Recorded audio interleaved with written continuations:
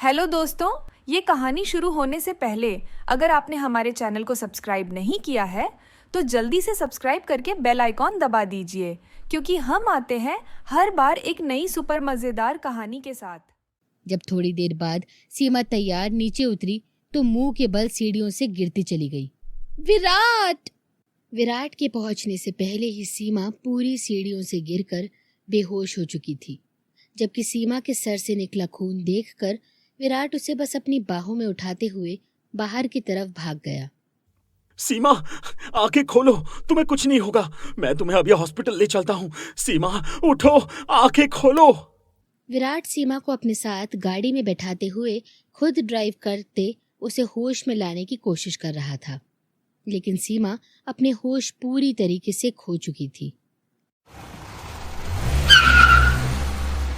Mister Virat, मैंने आपको पहले भी बताया था कि यह आपके बेटे की डोनर है, इसलिए आपको इनका भी ख्याल रखना चाहिए ताकि ऑपरेशन के टाइम सीमा को किसी तरह की कॉम्प्लिकेशंस का सामना ना करना पड़े।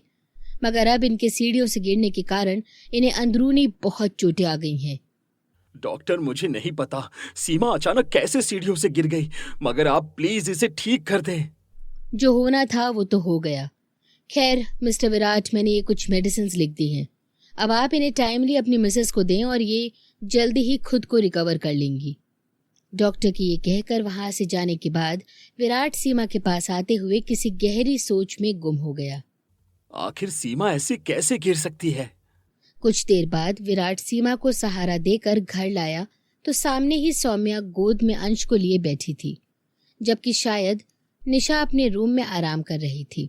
और जब सौम्या की नजर दरवाजे से आते सीमा और विराट पर पड़ी तब सौम्या परेशानी से उनकी तरफ आकर बोली, सीमा, तुम ठीक तो हो ना? यूं इस तरह अचानक कैसे गिर गई? कैसे गिर गई आखिर तुम सीढ़ियों से? मैं ठीक हूँ सौम्या दी। विराट और सीमा को दरवाजे के पास खड़े देख अचानक सौम्या फिर से बोली, मैं भी ना तुमसे यहाँ पर खड़े होकर सवाल करने लगी। चलो आओ, अंदर आओ। और फिर सौम्या के कहने पर विराट सीमा को अंदर आते सोफे पर बैठा चुका था, जबकि अंश, जो सुबह से सीमा को देखकर मम्मा मम्मा कहकर ढूंढ रहा था, सीमा को देखते ही तुरंत चिल्लाने लगा, मम्मा मम्मा, आई मम्मा। हाँ मम्मा की जान, आओ मेरे पास। हाँ भाई सीमा, ये लो अपना बेटा। पता है सुबह से तुम्हें मम्मा मम्मा कहकर ढूंढ रहा था, अब देखो तुम मिल गई तो कैसे तुम्हारे पास जाने की कोशिश कर रहा है। सौम्या ये कहकर अंश को सीमा की गोद में बिठा चुकी थी, जबकि विराट इधर उधर देखते हुए कुछ सोचते हुए बोला, दी, निशा कहाँ है? विराट, जब से तुम दोनों यहाँ से गए वो तब से अपने रूम में ही है, नीचे आई ही नहीं। ओके। वैसे सीमा, एक बात बताओ, तुम आखिर गिरी कैसे? पता नहीं दी, सीढ़ियों से उतरते वक्त मेरी नजर आपकी गोद पर बैठे हुए अंश पर थी, तभी अचानक मेरा पैर फिसल गया और उससे पहले मैं संभलती और संभलने की कोशिश करती कि मैं गिरती ही चली गई। मगर सीमा, सीढ़ियों का फर्श इतना भी कोई चिकना नहीं है जो इंसान फिसल जाए। पता नहीं विराट, मगर मेरा पैर फिसला था। अभी सीमा इससे पहले कुछ और कहती जब अचानक विराट सीढ़ियों की तरफ गया और अच्छी तरह से सीढ़ियों को चेक करने लगा, जब उसे सीढ़ियों पर अजीब सी चिकनाहट महसूस हुई। ये जगह ऐसे चिपचिपी क्यों हो रही है? लगता है यहाँ जरूर कुछ गिरा हुआ था। विराट अपनी उंगलियों को देखते हुए और दोबारा से कुछ ढूंढने के लिए अपनी नजर को घुमा रहा था, जब उसकी नजर साइड पर गिरे हुए तेल की कुछ बूंदों पर गई, जिसे देखते ही वो गुस्से से अपने घर के नौकरों को चिल्लाने लगा, स्टाफ, कहाँ हैं आप सब? जी सर। यहाँ की सफाई किसने की है? सर मुझे नहीं मालूम, मेरा डिपार्टमेंट तो किचन का है। मैंने पूछा यहाँ की सफाई किसने की और ये ऑयल यहाँ कैसे आया? सर मैंने यहाँ की सफाई की है, मगर। क्या मगर? और यहाँ ऑयल कैसे आया? सर वो निशा मैम के पैरों में दर्द था, इसीलिए उन्होंने मुझसे ऑयल मंगवाया था, मगर मुझे नहीं पता ये ऑयल यहाँ पर कैसे गिर गया। नौकरानी की बात सुनकर विराट समझ चुका था कि ये काम निशा का था, इसीलिए वो बिना कुछ कहे गुस्से से निशा के रूम में जा रहा था, जब अचानक निशा खुद वहां चली आई। ओह, तो आ गई तुम।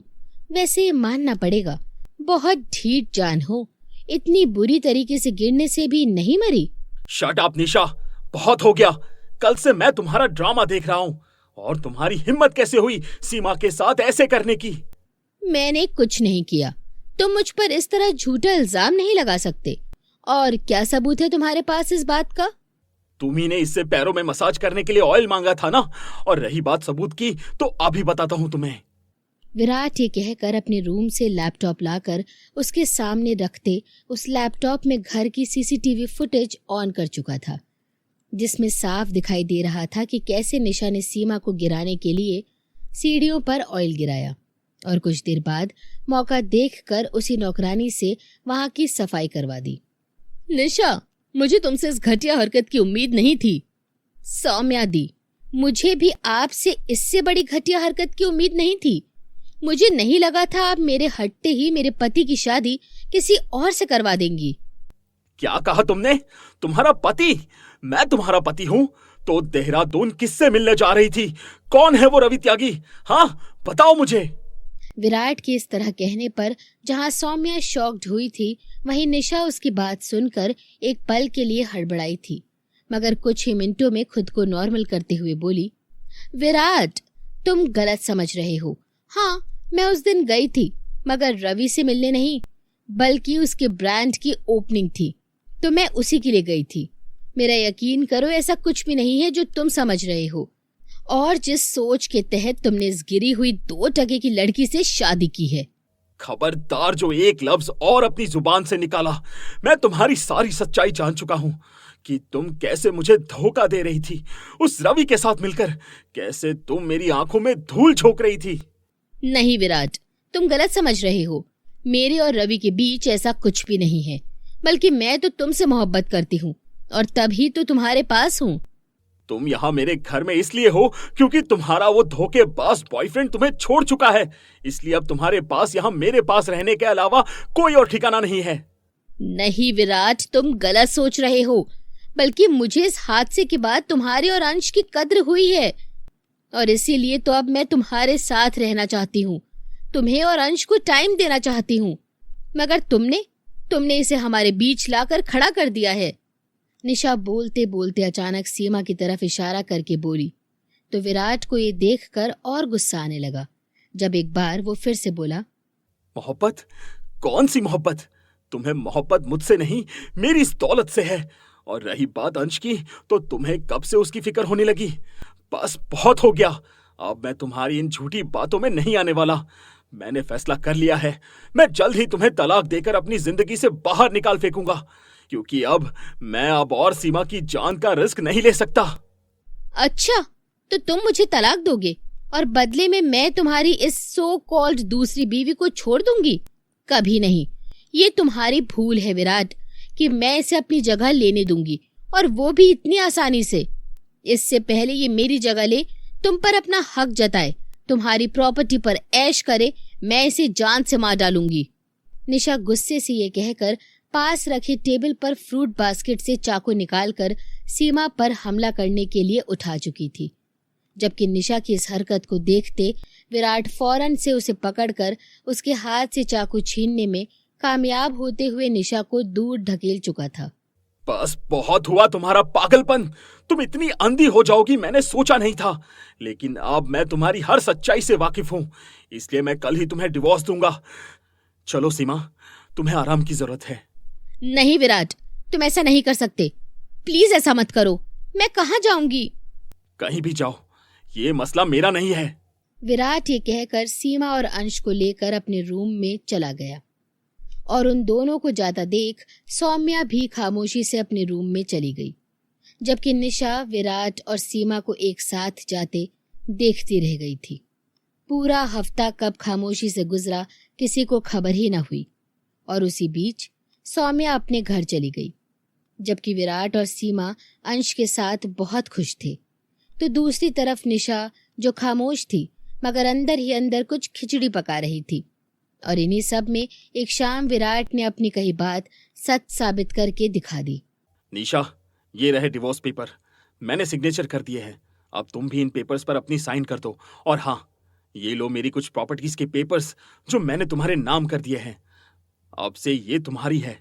विराट निशा को डिवोर्स पेपर्स के साथ अपने एक बड़े हिस्से की प्रॉपर्टी उसके नाम कर चुका था, जिसे देखते ही निशा ने तुरंत बिना सोचे उन डिवोर्स पेपर्स पर साइन कर दिए थे, क्योंकि कहीं ना कहीं वो भी जानती ही थी कि वो अब विराट की जिंदगी में दोबारा नहीं आ सकती है। इसीलिए उसने खामोशी से विराट की प्रॉपर्टी फ्री में लेने का फैसला कर लिया। कुछ दिन बाद वो दोनों अपनी जिंदगी में बहुत खुश थे और उनकी इस खुशी में अंश के पहले बर्थडे ने 4 चांद लगा दिए थे।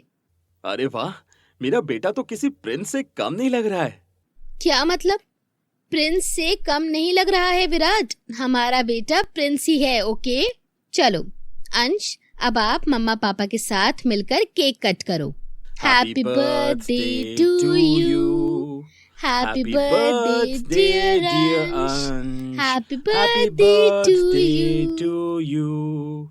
विराट और सीमा ने मिलकर अंश के पहले बर्थडे को बहुत धूमधाम से सेलिब्रेट किया था, जब वहां अचानक विराट की बुआ आ पहुंची। विराट, ये लड़की अभी तक यहाँ है और ये तुम्हारे और तुम्हारे बेटे के साथ इस तरह क्या कर रही है? बुआ, ये मेरी बीवी है। क्या? ये कैसे हो सकता है? आपने हमारे चैनल को सब्सक्राइब नहीं किया है तो जल्दी से सब्सक्राइब कर लीजिए। इस वीडियो को लाइक, शेयर, कमेंट करना ना भूलें। फिर मिलेंगे अगले एपिसोड के साथ।